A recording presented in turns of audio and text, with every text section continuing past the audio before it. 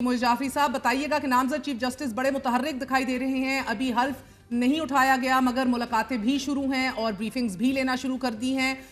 हामिद खान साहब बहरहाल ये अपील कर रहे हैं कि नामज़द चीफ जस्टिस जो है वो जो ये पेशकश है इसे मुस्तरद कर दें और अपनी इज्जत बचा लें बकौल उनके। जी, ये मुतालबा जो है वो इस वक्त जो आईनी ढांचे के ऊपर हमला हुआ है उसके बाद भी प्रोवाइज़ो तो यही कहता है कि अगर वो ना कर देंगे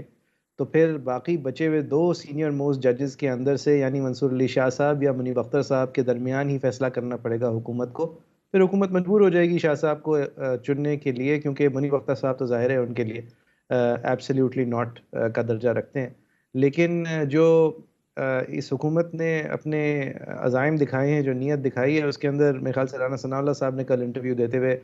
इसकी तशरीह किसी और तरीके से अपने तय की थी। जिसके बाद मेरे ख़्याल में ये ख़दशा काफ़ी क्लियर है कि हुकूमत अगर अपनी ही लाई हुई आइनी तरमीम की भी खिलाफ वर्जी करते हुए गैर आइनी कोई हरकत कर जाए और बाकी दो के बजाय जो चौथे इन सीनियरिटी हैं उनको चीफ बना दें, तो फिर अव्वल तो काज़ी साहब का बोझ जो हमारे ऊपर 26 अक्टूबर तक है, उस वक़्त तक इसके खिलाफ कुछ किया नहीं जा सकेगा और उसके बाद अगर हल्फ बर्दारी हो जाती है तो फिर तो बिल्कुल भी कुछ नहीं किया जा सकेगा। लिहाज़ा मेरे ख़्याल में ये भी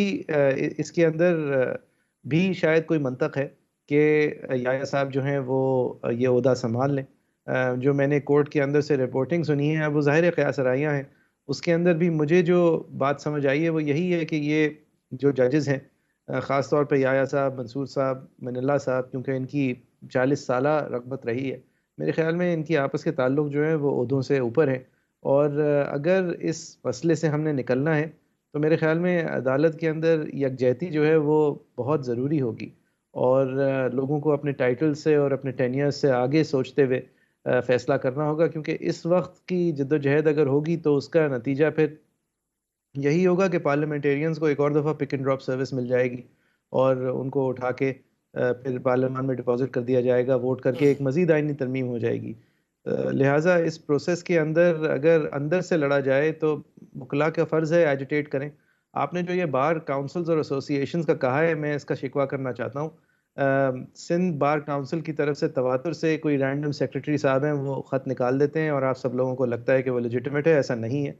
और इसी तरह Sindh high court bar association की भी ये जो जाने वाली कमेटी है, ये जब इलेक्ट हुई थी तो इसके मंशूर में कहीं दूर-दूर तक ये बहस नहीं थी कि वो आइनी तरमीम का साथ देगी या नहीं देगी, हो ही नहीं सकती थी। लिहाज़ा ये कोई भी पोज़ीशन लेने से पहले इसने जनरल बॉडी बुलानी चाहिए थी और वो नहीं बुलाई है। हालाँकि 400 वकला ये लिख के कह चुके हैं उनसे